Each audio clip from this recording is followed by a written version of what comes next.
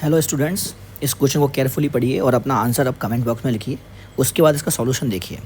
Question में बोला गया है after the current in the circuit has reached it's final steady state value the switch S is closed. ये अभी open है स्विच।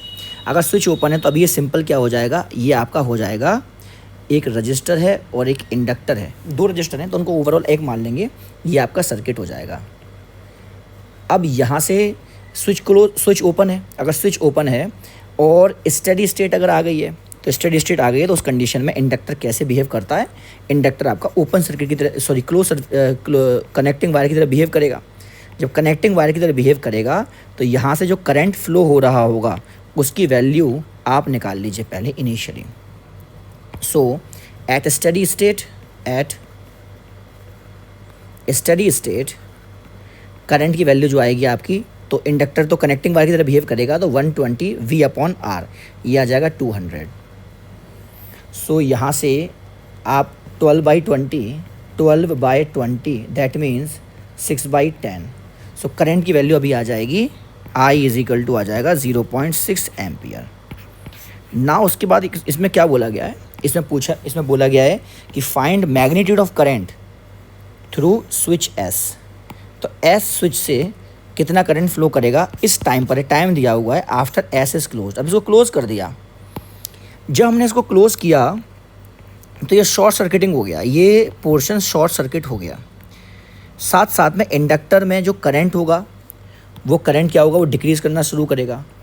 जब करंट डिक्रीज़ करना शुरू करेगा तो उस कंडीशन में क्या होगा, उस कंडीशन में ये इंडक्टर में एक इंड्यूस्ड EMF क्रिएट होगा जो इस करंट को डिक्रीज़ होने से रोकेगा। तो इसका रिप्रेजेंटेशन एक मैं बना के दिखाता हूँ, उससे आपको और क्लियरिटी समझ में आएगा कि कैसे क्वेश्चन को हम अप्रोच करेंगे। सो यहाँ पर एक बैटरी तो यहाँ आपकी बनी है। आफ्टर यहाँ लिखेंगे हम आफ्टर क्लोजिंग स्विच। तो जैसे आपने स्विच को क्लोज किया उस कंडीशन में क्या हो गया, आपका जो सर्किट बनेगा वो ऐसा बनेगा। यहाँ एक आपकी बैटरी लगी हुई है, 120 वोल्ट की बैटरी है। उसके अलावा यहाँ एक रजिस्टर लगा हुआ है, ये कितना है, 50 ओम का रजिस्टर है। और साथ साथ में करंट क्योंकि इंडक्टर में डिक्रीज़ हो रहा है तो ये इंक्रीज़ करने की कोशिश करेगा, तो ये खुद भी एक बैटरी की तरह बिहेव करेगा। ये होगा E इंड्यूस्ड ऐसा, ये लेकिन इंस्टेंटेनियस होगा। ये क्या है आपका, चेंज होगा लगातार, और ऐसा एक शॉर्ट सर्किट है आपका, ये ऐसा आपका बन रहा है। अब देखो बड़े ध्यान से आप, यहाँ पर कितना है, यहाँ पर आपका 150 ओम है। तो इधर पर अगर एनालिसिस करें आप तो यहाँ पर अगर 120, यहाँ पर आपके करंट पोटेंशियल लिखते हैं तो यहाँ का पोटेंशियल 120 होगा, यहाँ का 120 होगा, यहाँ का 0 होगा, यहाँ का 0 होगा, यहाँ 0, यहाँ 0, यहाँ 0 और यहाँ 0। इससे कुछ करंट आएगा, लेकिन अब यहाँ से कुछ करंट आएगा। इसके अलावा यहाँ का कुछ पोटेंशियल होगा, तो इससे कुछ करंट ऐसे आएगा, ऐसे नहीं सॉरी, इससे कुछ करंट इस प्रकार से जाएगा। क्योंकि ये आपका इस समय इंडक्टर जो है वो ऐसे करंट फ्लो करा रहा है ना, अभी इस समय करंट फ्लो ऐसे हो रहा है, ये लगातार डिक्रीज़ हो रहा है आपका करंट, ये डिक्रीज़ हो रहा है करंट। सो जब ये रिप्रेजेंटेशन आप देख रहे हैं, इसमें क्या आपको समझ में आ रहा है कि कुछ करंट ऐसे आएगा और वो इस पर ना जाते हुए, क्योंकि यहाँ रेजिस्टेंस नहीं है तो ऐसे चला जाएगा कुछ करंट।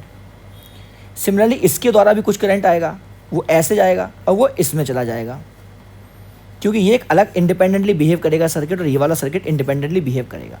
ऐसा क्यों करेगा ये भी आप देख लीजिए, इंडिपेंडेंटली बिहेव क्यों करेगा। तो यहाँ पर हम पोटेंशियल लिखते हैं, तो ये 0 पोटेंशियल है, 0 पोटेंशियल, ये 120 पोटेंशियल है, 120 पोटेंशियल। अब यहाँ से अगर आप इसको रेफरेंस मान रहे हो तो यहाँ 0 आएगा, इसको रेफरेंस मानेंगे तो यहाँ पर E आएगा।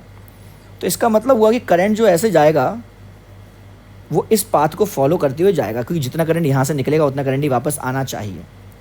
लेकिन इसमें भी कुछ ना कुछ करंट ऑलरेडी है।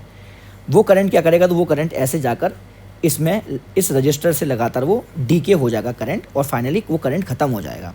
इसीलिए टाइम के साथ क्या होगा, एक बहुत लंबे समय के बाद आफ्टर वेरी लॉन्ग टाइम इसका करंट 0 आ जाएगा आपका, और फिर ये सर्किट ऐसे बिहेव करना शुरू कर देगा। मतलब करंट यहाँ से चलेगा और उसके बाद यूँ जाकर यूँ ऐसे फ्लो हो जाएगा करंट। इसका कोई औचित्य, इसका कोई इंपॉर्टेंस ख़त्म हो जाएगा बहुत लंबे समय के बाद। सो इसको प्रोसीड करते हैं। सो ये सब तो हम हटा देते हैं, ये सब आपको समझाने के लिए बताया था।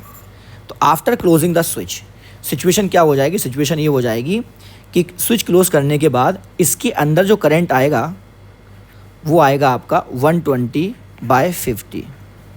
और वो करंट ऐसे फ्लो होगा, ऐसे इस प्रकार से। तो I1 की वैल्यू जो आ गई वो आ गई 120/50। तो ये आ जाएगा आपका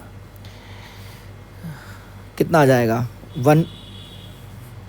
2.4 एम्पियर, 2.4 एम्पियर आ जाएगा। और साथ साथ में जो इंडक्टर है इसका करंट डिके होगा, इसका करंट इस सर्किट में डिके होगा। तो उसकी इक्वेशन ले लेते हैं। तो उसकी इक्वेशन आती है हमारी I = I0 e⁻ RT/L के बराबर।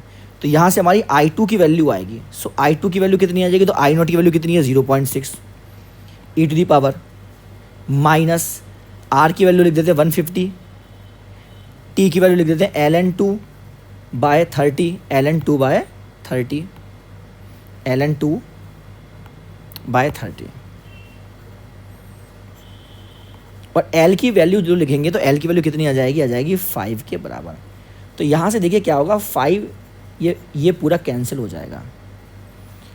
तो यहाँ क्या आएगा आंसर, यहाँ पर हमारा आंसर आएगा I2 की वैल्यू जो आएगी वो आ जाएगी 0.6 e⁻ ln2 के बराबर। तो यहाँ कितना आंसर आएगा, तो यहाँ से अगर आप देखें तो यहाँ से आपका जो आंसर आएगा वो आएगा, ये माइनस साइन अंदर लेंगे तो 1/2 आ जाएगा। तो फर्दर इसको सॉल्व करते हैं।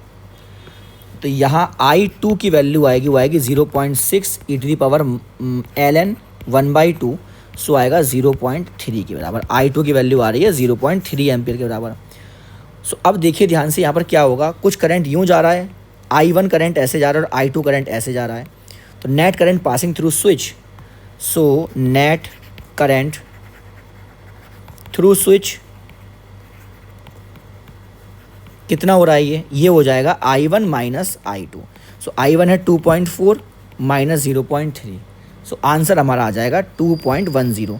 मगर ये वेरिएबल करंट होगा, इंस्टेंटेनियस करंट है लगातार, क्योंकि जो ये सर्किट है, ये वाला जो सर्किट है इसमें करंट लगातार क्या हो रहा है, कम हो रहा है।